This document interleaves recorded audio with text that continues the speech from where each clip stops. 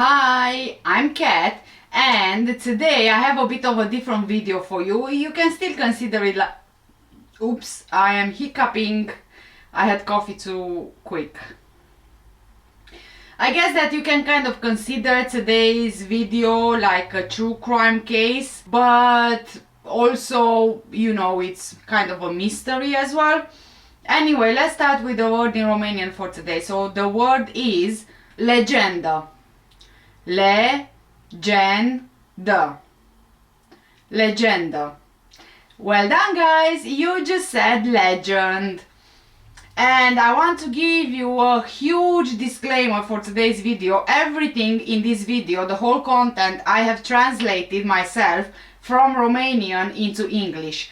Teresa Baptista, one of my long-term YouTube subscribers, she really wanted to hear some Romanian legends or fairy tales, romance stories or ancient stories, so I thought that in today's video I'm going to bring you a dark romance story, but also a legend. Even though some of the things are real, others are still surrounded by mystery. Now, I chose this story in particular because for some reason this popped into my mind very recently, and honestly, now being grown up, I have questions, and I had questions. I was really wondering, is it real? Is it all made up? Or what's real? What's not real? And I started kind of looking into it already. And when I've seen Teresa's comment on my channel, I said to myself, brilliant. Now I have a reason to actually talk about this, because if you know me by now, I really do love talking. So with all that being said, let's get started.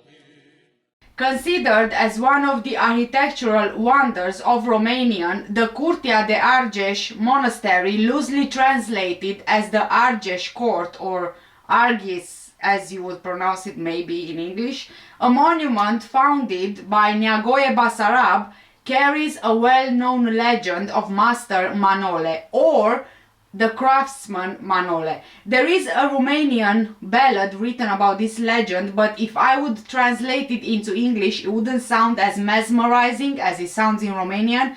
But how many of us know the truth behind the legend and how Manole connects his name to the building built on the site of the former Metropolitan Cathedral built in the 15th century? On the day of the Assumption of Mary in religion, it commemorates the belief that when Mary, the mother of Jesus Christ, died, her body was assumed into heaven to be reunited with her soul, instead of going through the natural process of physical decay upon death. So, on this day, in the year 1439, on the site of the current monastery, the Metropolitan Cathedral was being consecrated, declared sacred, in the presence of its founder, Vlad Dracul, Lord of the Wallachia. Now, Vlad Dracul was the son of Vlad Țepeș, the inspiration behind Dracula. I'm sure that everybody has heard the story. According to historian Ștefan Dumitrache, the director of Argeș County Museum, unfortunately, in the years 1444 and 1446, there were two earthquakes that damaged the cathedral. The magnitude of the one in 1446 being estimated by specialists at 7.5 degrees on the Richter scale. Vlad didn't have a chance to restore the cathedral because he was assassinated together with his son Mircea in 1447 by the Danish nobles, supported by Iancu de Hunedoara, who was the biggest voivode or military leader of Transylvania at the time. He was a hero for both Romanian and Hungarian people. The building of the Argeș Monastery began in 1514. Negru Vodă, also known as the Black Prince, also known as Neagoe Basarab, who was the voivode of Wallachia between 1512 and 1521, came up with the idea of building a place like no other. He is like, in my own words, you know what? I want a building so magnificent that no one has ever seen before. We have to make it happen. And this is where Manole comes into the picture. The skills of the craftsman is not just legend. For his most magnificent building, Neagoe needed the best of the best builders. The voivode Neagoe Basarab, in his youth, studied in Italy and Constantinople as well. In Constantinople, Bayezid II assigns him the task of managing the building of a mosque, which he accomplished brilliantly. So Neagoe Basarab employs Manole or Manole from Nicaea, modern-day Iznik in Turkey, as the architect. By various accounts, Neagoe met Manole in Istanbul. Manole was well known for his exceptional skills. He had a great education studying in Venice under the guidance of Erasmus. Erasmus was a Dutch philosopher and Catholic theologian who is considered one of the greatest scholars of the Northern Renaissance. It seems that Manole was Armenian, which would explain certain elements of Armenian and Georgian architecture in the construction of the monastery. So, of course, the team of builders is being assembled and construction starts, right? Apart from limestone brought in from Albești city in Romania, Neagoe Basarab also wanted to use marble. So the marble used in building the monastery was brought from the Greek archipelago. However, at the time, the islands were under Ottoman control, and the Sultan had forbidden the use of marble in churches, especially because he didn't want Christian places of worship to rise to the level of mosques. So Neagoe Basarab wrote to the Sultan Selim to approve the marble import. However, Neagoe Basarab lied about the destination, but the Sultan approved this import even though he did find out the real destination of the Greek marble. It's believed that because Manole was a foreigner, the other builders didn't really like him. Actually, they didn't like him at all and didn't want to welcome him into their team, so much so that they would intentionally make mistakes to the construction of the building. This can be an explanation for the reference in the ballad, "Overnight everything that was built during the day was destroyed." Although the workers generally hated him, he had a few allies who kind of recognized his genius. One of those was Vitus Stots, the master stonemason who built the ornaments of the monastery and who also studied, just like Manole, in the Ottoman Empire alongside another Armenian architect. Because there is no improvement in this building, which keeps on collapsing, Manole is really stressed out. One night he has a dream, and in this dream he gets the opportunity to do something to finish this magnificent monastery with his workers. What he needed to do was to sacrifice a human by building a wall around the person, essentially trapping the person in the wall, killing them. The first woman who would bring food the next day would be the woman sacrificed, either a wife of the workers or a sister, whichever woman who had some kind of a relationship with one of the workers, whoever showed up first. Manole decides that this is what needs to be done to make sure that the monastery is finished. The next day, the woman that is seen first is Anna, Manole's wife. Even though Manole was praying to God not to send her first because Anna was pregnant. This didn't stop Manole from trapping his wife inside the wall by his own hands.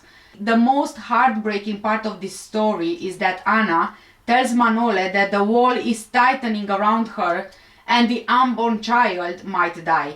But Manole had to do this sacrifice and he carried on building his wife and unborn child into the wall.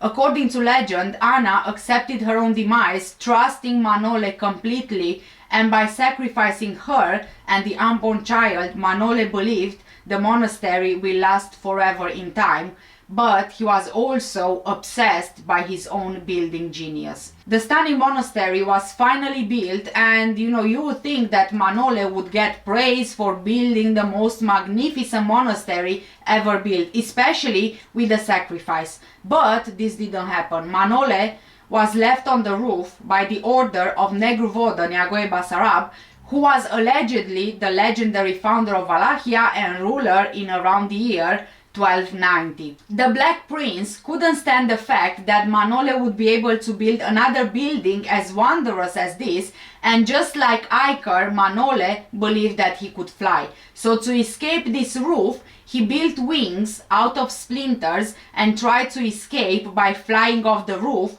but of course he died as a result. This is how another legend is born. In the spot where Manole fell, a spring appeared, which is still there today. According to another very old legend, it is believed that at the foundation of any building you need to bury a shadow, which would be the equivalent of stealing a soul. The one whose soul was stolen from him would kill himself, not being able to bear the thought of losing his own soul. Like I said, the workers hate Manole, so to spite him, they choose to bury Anna's shadow in the foundation of the monastery, whilst Manole is visiting Neagoe Basarab. So they take Anna by force. Anna said that rather than her soul being stolen, she prefers to kill herself. So she threw herself off the building.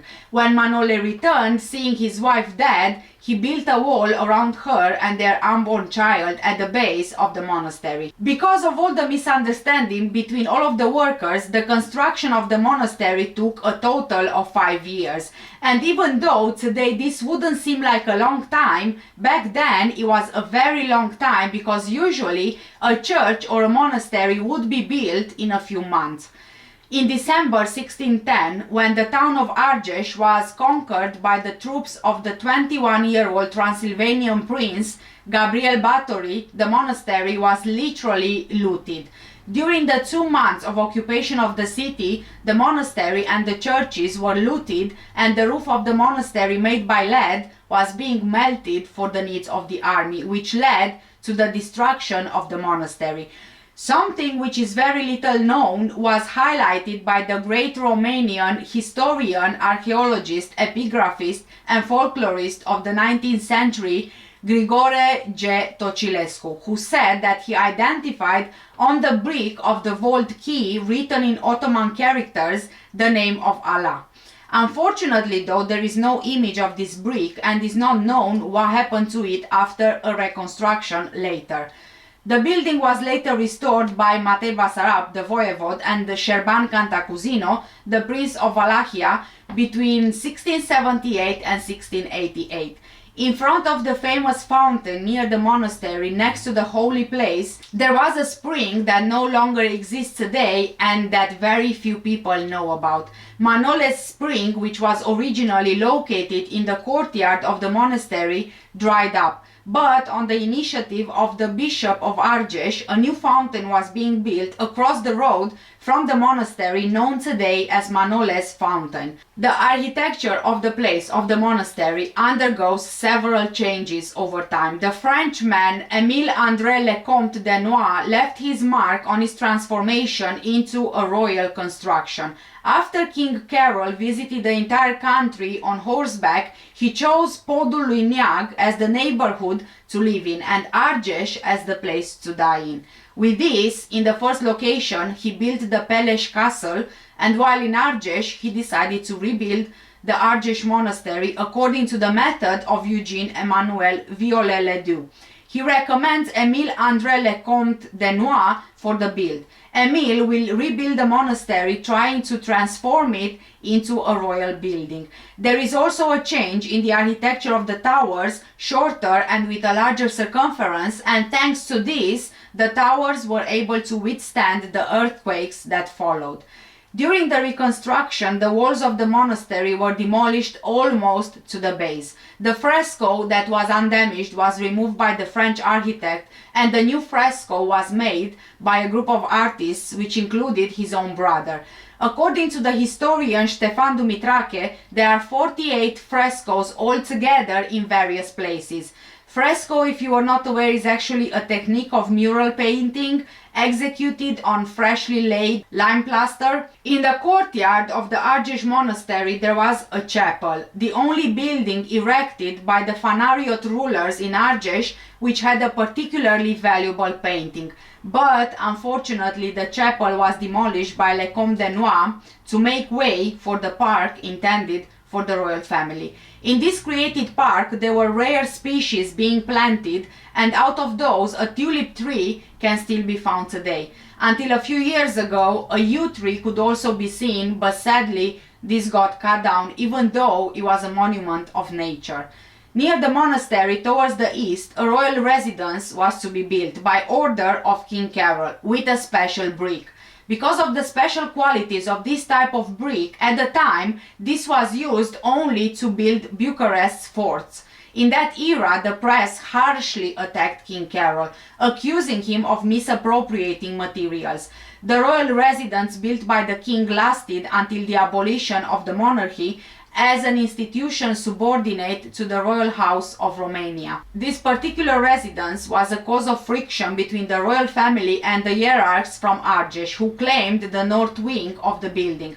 However, the royal house didn't accept this, and in 1939 His Majesty King Carol II decided to close the monastery for worship. The place was to have the only role of a royal necropolis. The land at the entrance to the courtyard was given to the parish for the purpose of building a new episcopal church, and on this land the new royal necropolis of Romania was built. So, whilst we don't know if Anna was really built into the wall by Manole, as there is no evidence of that whatsoever, we do know that Anna really existed. She was the stepsister of Neagoe Basarab. Remember the one who employed Manole to build the monastery? Anna was the daughter of Parvu Craiovescu, who was the father of Neagoe Basarab.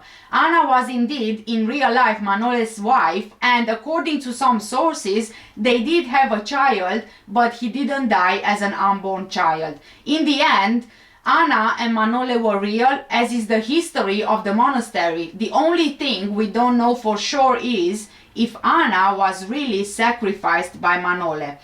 Arges Monastery was built starting in 1515, becoming one of the most well-known and visited places of worship in Romania. Since 1914, the monastery is a regal necropolis as well, where all of Romania's kings and queens are buried, like King Carol I and Queen Elisabeta, King Ferdinand and Queen Maria, King Carol II and Queen Elena, King Mihai I and Queen Anna.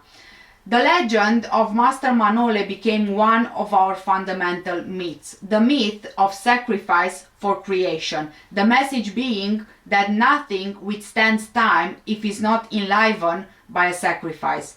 Master Manole's legend has more than 200 variations, but in all of them the story is the same. Neagoe Basarab is looking to build a monastery like no other, gathers the best workers, the building keeps getting destroyed, and the sacrifice is needed. Manole has the dream about the sacrifice, and he sacrifices his wife and unborn child.